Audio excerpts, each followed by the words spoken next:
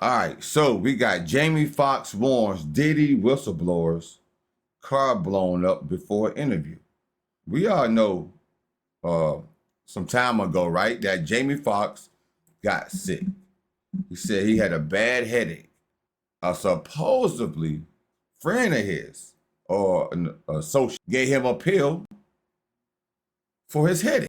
After that, he woke up 22 days later, bro. 22 days later, but they try to connect Diddy with the situation, and Jamie Foxx, he made jokes of it on his last special on Netflix. He said he wasn't at no Diddy parties and all that. He made jokes out of it, but Jamie, we know you was there, bro. We know you was there. But we gonna check the video out. Let's get it. Randomly, our car gets hit from the side by a blacked out vehicle. No license plate. That's happened 3 times this month so far. Really? Jamie Foxx said out of his mouth that his partner handed him an Advil, and after he took that Advil, he woke up 22 days later. The internet said that Puffy tried I told y'all, 22 days later in a coma. That's crazy. to I left them parties early. I was out by 9. Something don't look right. It's slippery in here.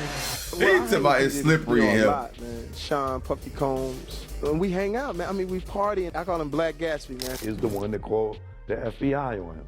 The whole time when Jamie was out for the industry insiders, Diddy did that to him. Celebrity bodyguard Big Homie CC just dropped bombshell claims in a wild interview with Piers Morgan. And when I say bombshell, I mean someone literally tried to blow him up to stop him from doing this interview. Big Homie alleged that Diddy's crew tried to sabotage his car and cause him to crash it. And when that didn't work, they even allegedly tried to poison him and gave him some stuff that made him sick with pneumonia-like symptoms. And dang, bro. Bro, Diddy, he's famous for blowing up cars or something. Kid Cudi car. Boom! Blown up. It ain't funny, but that's the truth. Then Michael B. Jordan, he tried to blow up his car, but he couldn't get to it like he want to. Now my man right here saying he having car situation. Boy, I tell you, allegedly, Diddy may crazy. have used that same method to take out multiple people who all supposedly passed from pneumonia. But it gets even wilder. Big Homie also brought up those rumors that Diddy allegedly tried to take out Jamie Foxx using that same poison tactic. And here's the creepy part. Big Homie says every time he tried to schedule this interview with Piers in the past to talk about this stuff, someone tried to silence him for good. Now keep in mind that this guy isn't your usual clout chaser gossiping about Diddy being gay or anything like that. Big Homie left the whole celebrity world behind to fight human trafficking, and he now works for an organization focused on saving women and kids. But the darkest part is that Big Homie claims Diddy isn't even the top of the food chain. According to him, way more powerful and dangerous people are calling the shots. Oh yeah, we all knew that, of course. Listen, this interview is next level, so let me break it down for all of you. Yeah, somebody didn't want me to do this interview. You know, I'm somebody where I've had FBI come to my house before and tell me they found a threat against my life. Okay, so if you're not familiar with Big Homie CC, he's a former celebrity bodyguard and entrepreneur originally from the streets of Chicago. He has built a reputation by working with some of the biggest names in the entertainment industry. But after witnessing some seriously disturbing things working for these celebs, Big Homie decided to leave that industry. And now he's involved in exposing serious crimes against the most vulnerable victims in society. Big Homie has previously alleged that there's a high-level operation tied to thousands of missing persons. And according to him, Diddy is a small player in this game compared to the people who are actually pulling the strings. Each year. Yeah, I think so too, Big Homie. What I think it is, to be quite honest, is a humiliation ritual. Because if you think about it, they really don't really got much. When they come down to the sex trafficking and all that, that stuff really don't add up to what they're saying in court for what the charges is, right? But at the same token, he got his kids, his family, and the whole wide world watching this trial. The things that's being said that's being said in this courtroom, can you imagine how embarrassing that is, bro? The whole world knows about what's going on. So if he do get out, his career may be over. Maybe. 150,000+ children come across the border and are unaccounted for. If they're not with proper authorities, they are with cartels, they are with criminal organizations, they are getting sex trafficked. It's the biggest business on the planet. So after Big Homie left the industry to focus on rescuing victims, he started speaking out on everything he witnessed while working for big-name celebrities. And if even a fraction of what he's saying is true, then this whole Diddy situation is just the tip of the iceberg. So after Diddy's trial kicked off earlier this month, Piers Morgan invited Big Homie to do an interview, and it finally dropped on May 15th. But according to Big Homie, just getting there almost cost him his life. He says he was being followed, nearly forced into a car crash, and even claims the FBI warned him that there's an active threat against him. Working in the industry, I converted my business to combat human last year. My team brought home 17 people, 4 children, 1 boy.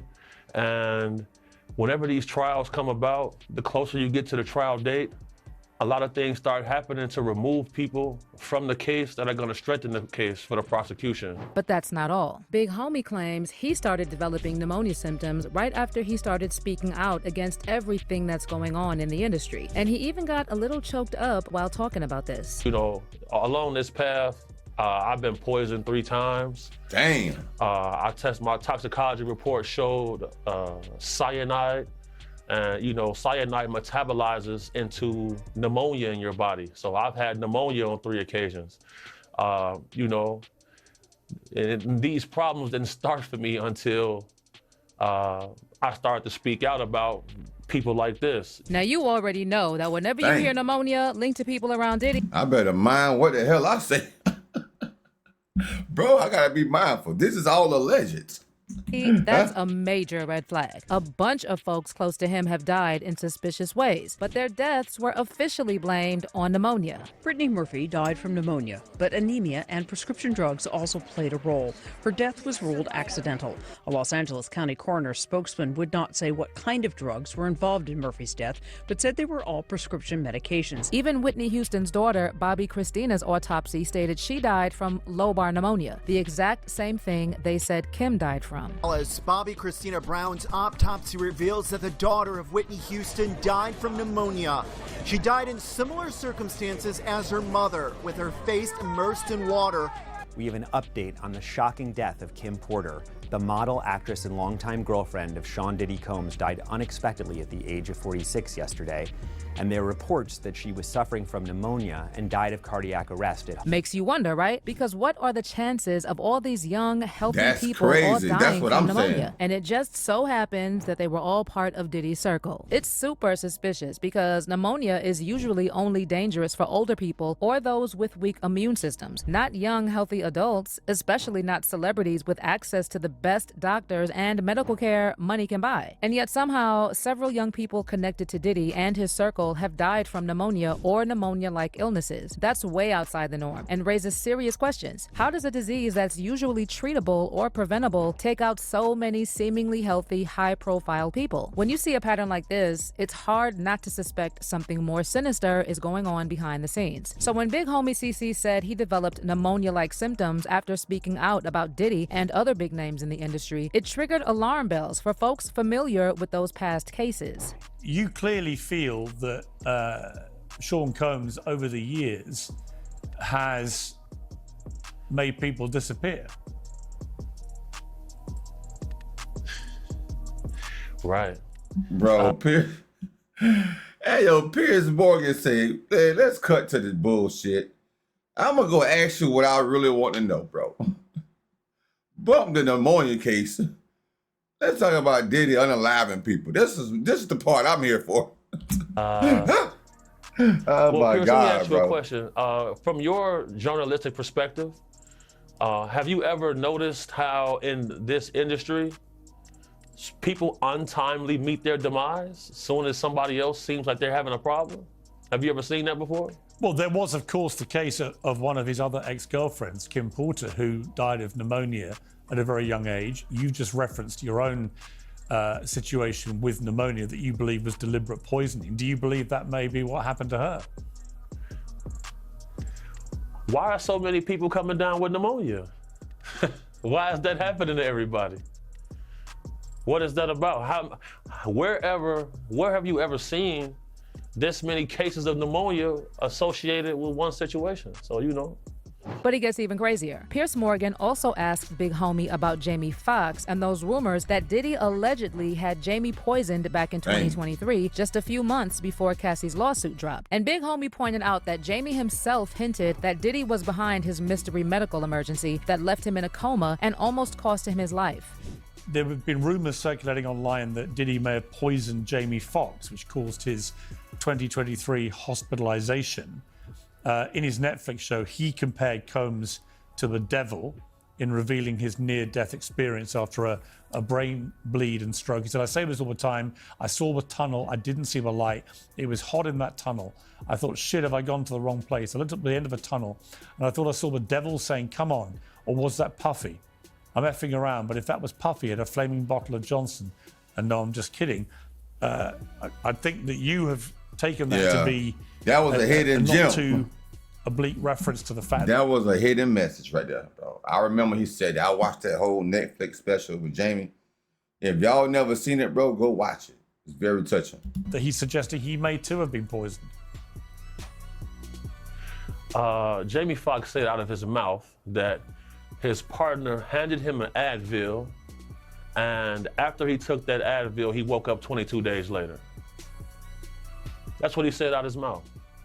I feel like us as a species, I feel like human skepticism has become a virus, because if we don't trust the words of our peers, where are we as a species? You know, eyewitness testimony and circumstantial evidence is enough to get a person a life sentence in any court on the earth. Why is it that when people are whistleblowing and putting their life and livelihood on the line, they receive so much scrutiny? I don't think that's by chance. And when asked why he thinks Diddy would actually try and poison Jamie, Big Homie pointed to the timeline and explained how Jamie's medical emergency happened shortly after Diddy was notified that he was under federal investigation. I mean, why would Diddy want to poison Jamie Foxx? If you know that you have, well, just to give some insight to people watching, when you come under federal investigation, they send you a target letter. You know, you get informed that you're being investigated. So if you wanted to tie up loose ends and you were concerned that people that you knew could incriminate you, you may have interest in eliminating them. We've seen this all throughout history. Now here's another wild part. Pierce pointed out that this is how the mafia moves. And that's when Big Homie hinted that Diddy is basically just a middleman. And there are allegedly way more powerful people behind him who are pulling the strings. And according to Big Homie, Diddy's higher-ups decided to use him as a scapegoat when he became too much of a liability. I'm definitely speaking from experience. This is definitely a highly dangerous situation, because this guy was the middleman. He was the party guy. He was the person who lined up the parties and festivities for a lot of guys a lot more wealthy and affluent than him. So, you know, I'm a person who believes that the Epstein's list is very similar to Diddy's list. I'm a believer in that. And, you know, whenever it comes to protecting women and children, I'm gonna be fierce. Us as men, we must learn to police ourselves in our own community, because if not, these type of activities will continue to run rampant. I know this situation is dangerous. I've had several attempts on my life throughout my career. And you know, where there's one dangerous guy, there's a group. Oftentimes in my culture, being an African-American male, sometimes we can believe that we're bigger than the program. And the moment he decided to sue the liquor company Diageo, that's when all of the onset of these problems started. You know, when you offend a list of board of directors and all of them are richer than you, you can get the short end of the stick. And that's what we watching. That's when everything started to happen for Diddy, when he tried to sue Diageo. You're right about that, Big Homie C. Because he used to get a lot of money with them, bro. But he also had a point. He wanted to have more stakes inside the company. They said, hell no, we ain't doing nothing else for you. We're gonna keep you right here at this level right here. Diddy was like, nah, take y'all ass to court, sue y'all. Now look where he at. What happened here?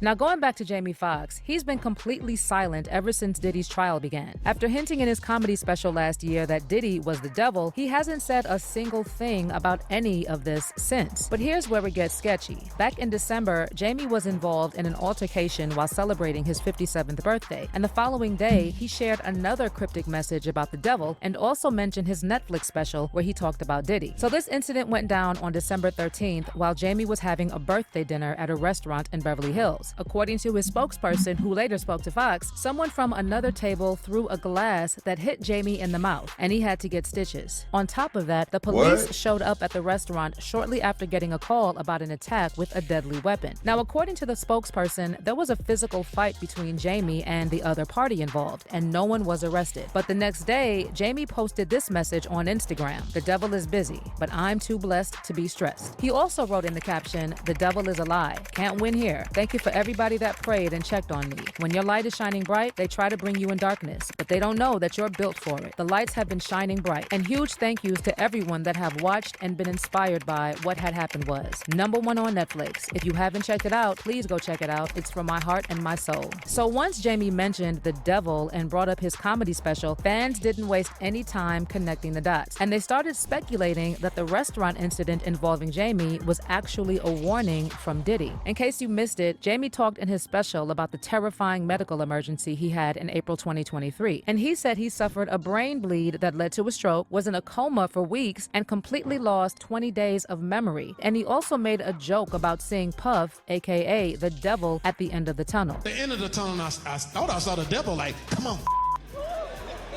Was that Puffy? But if it was Puffy, he had like a flaming bottle of Johnson & No, I'm just kidding. Now, as for those rumors that Diddy had something to do with this hospitalization, Jamie brushed it off as just internet talk and claimed he always left those Diddy parties early. The internet said that Puffy tried to... I know what you're thinking. Did he? Hell no, I left them parties early. But Jamie did confirm that he suffered a sudden medical emergency after someone on his team handed him an Advil. And with all those rumors about Diddy supposedly poisoning people by putting stuff in their regular medicine, a lot of people are now wondering if that pill was really just a regular Advil. April 11th, I was having a bad headache, and I asked my boy for aspirin. And I realized quickly that when you in a medical emergency, your boys don't know what to do. The cool doctor with the Laker jersey, white dude, said, listen, he's having this brain bleed that led to a stroke, and if I don't go in his head right now, we're gonna lose him. We didn't find where it was coming from, but he is having a stroke.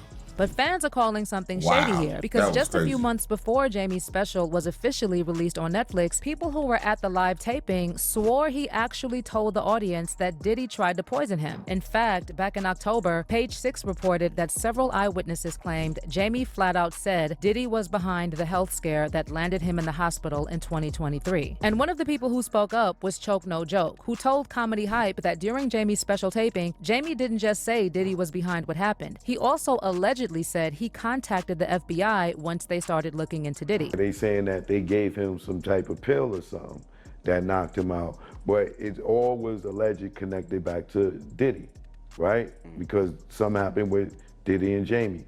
Now, more recently, Jamie has a special coming out on Netflix called What Had Really Happened Was. And I went to the taping of it. It was 3 days taping. I went to the first show, I went to the last show. Okay.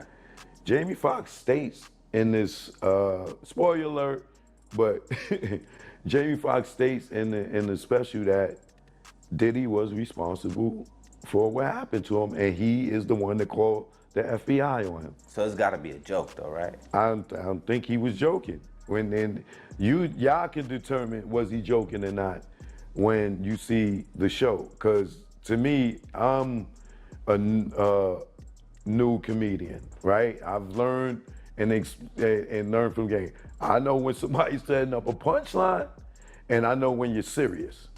And when he said it, I called, and I'm the one that called the F. He said, Diddy, is the one that did something to me or whatever. And I'm not going to give out, I don't want to give away his jokes or nothing, but after he said Diddy did something to me, he said, and I'm the one that called the feds on him. So everybody out here that's talking about Diageo, this, that, and the other, better go back and think about when that happened to Jamie and start looking at the chain of events. Choke Yes. swore he clearly heard Jamie say that Diddy tried to poison him. And he claimed Jamie ended up heavily editing the final cut of his special, basically cutting out most of what he originally said about Diddy. You got scared. What you made a big, splash was about a month ago when you talked about going to the Jamie Foxx taping. And so his special would just drop. It finally dropped. We got to see him talk about Diddy. But it didn't line up with what you said was what went down. Did they cut this out or something? Jamie Foxx, y'all f***ed that show up. It was much more funnier in person. You got scared. You told 2 goddamn Diddy jokes, and you went off on Diddy for at least 30 to 45 minutes on both of the shows I went to. 30 to 45 minutes. So they took out a lot. Because he didn't say but like 2 Diddy jokes. He said he haven't been to the white party that late. He left the party earlier. And he said he saw him at the end of the tunnel. In hell, or the light.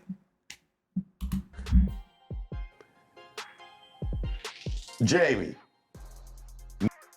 you f***ed up the show, bro. It was good for y'all, for TV, that didn't get to see the stand-up. I enjoyed it. But trust me, man, y'all got 90 minutes out of 9 hours. He did at least 3 hours, 3 nights, right? And y'all only got an hour and a half. A condensed version. You know what I'm saying? If you look at the crowd, you'll see the crowd is changing every goddamn other clip. Right, that's how they film You know what I'm specials. saying? Yeah. So for everybody to act like, oh, it was so great, this, that, man, that was not a stand-up that he got up on the stage and rocked it straight through from beginning to end. And when asked why Jamie cut all that stuff about Diddy, Choke said he probably got worried he'd get dragged into Diddy's legal mess and maybe even have to testify. But that's not where it ends. Choke also claimed that Jamie cut out a whole bit about Diddy's friend T, plus some parts where he allegedly hinted that Diddy had something to do with the deaths of Craig Mack, Tupac, Biggie, and even Albie Shore's near-death scare. Why you think they took, so for the record, they did take out the Diddy conversation? Yeah, they took out the Diddy. Why do you think they took it out? Because you said scared. No, because he probably would have had to go and testify in court to that, right? He definitely would have. Diddy probably would have sued him, right? For making those allegations. Because it got you looking crazy. Don't you feel that way? No, I don't. Hell no, I don't. Okay. It ain't got me looking crazy, because I wasn't the only person that heard it. Okay. You got the bodyguard and dude I see that him. heard it. Right. And his daughters even called him and told him what was going on, that they called the police. I heard that rumor. You know what I'm saying? So I don't feel crazy. I know that that got edited. The whole, he murdered this Jakes. Ask anybody that was there about the jokes. He didn't have one joke in there. In there, yeah. And he only said 2 Diddy jokes. And if y'all think that... You think those Diddy jokes were funny? The 2 he said? They had nothing on the jokes that he said about, y'all didn't think, Diddy tried to, but I got out of it. But it was slippery in that moment.